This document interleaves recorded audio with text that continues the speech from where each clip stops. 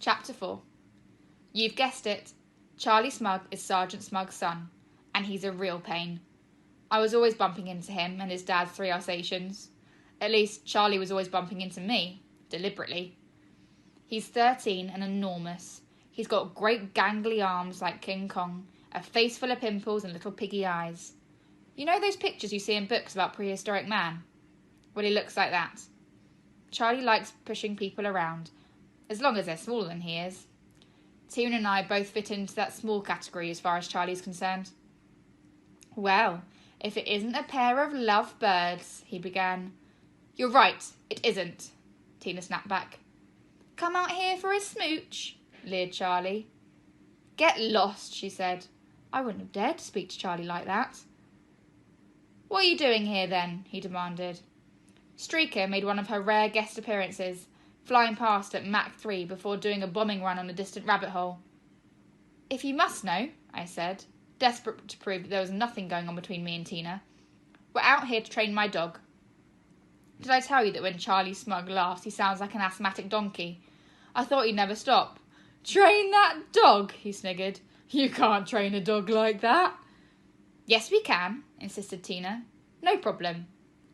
A sneering grin appeared on Charlie's face. He reminded me strongly of Quasimodo, though I didn't tell him. And then he said the words that caused us so much trouble for the rest of the holiday. I bet you can't. Bet you we can, shouted Tina. There was a strange sinking sensation in my stomach, as if I could sense trouble ahead, but it was too late to do anything about it. Right, you're on. Charlie looked very satisfied. So, what's the bet? Demanded Tina recklessly. Charlie took Tina's stick and trailed it through the sludge at the bottom of the old tin bath. It came out trailing great globs of green-black slimy weed. Several more bubbles floated up, burst and filled the air with their putrid stink. Charlie smiled. He towered over us with a murderous look in his eye and dangled the dribbling stick in front of our faces. If you haven't got Streaker trained by the end of the holiday, you have to take a bath right here. Tina and I were too stunned, too horrified, too appalled to answer. We simply gawked at Charlie in dismay. He was really enjoying himself, of course. He hadn't finished either. You've got to wash your hair in it too. Both of you. I stared in disbelief at the yellow scum floating in the bath. I felt like being sick. But Tina snatched back her stick and waved it at Charlie. Don't forget bets work both ways, she shouted.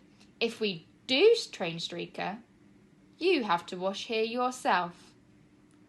Charlie shrugged. That's okay. You'll never train her. I can't wait.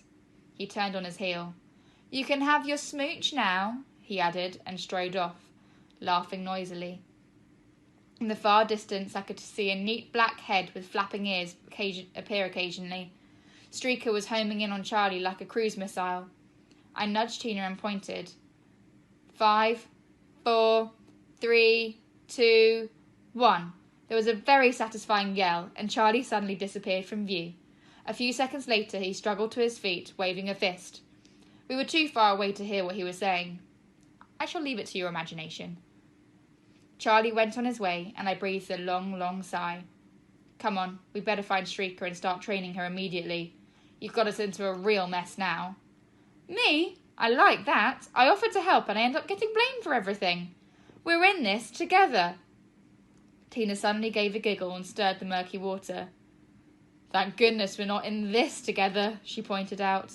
How could she joke about it? It's not bath time yet, said Tina cheerfully. You give up so easily. We are going to train that dog, Trevor. Get the £30 and watch Charlie Smug sit in this bath and wash his greasy hair. Come on. What could I do but follow?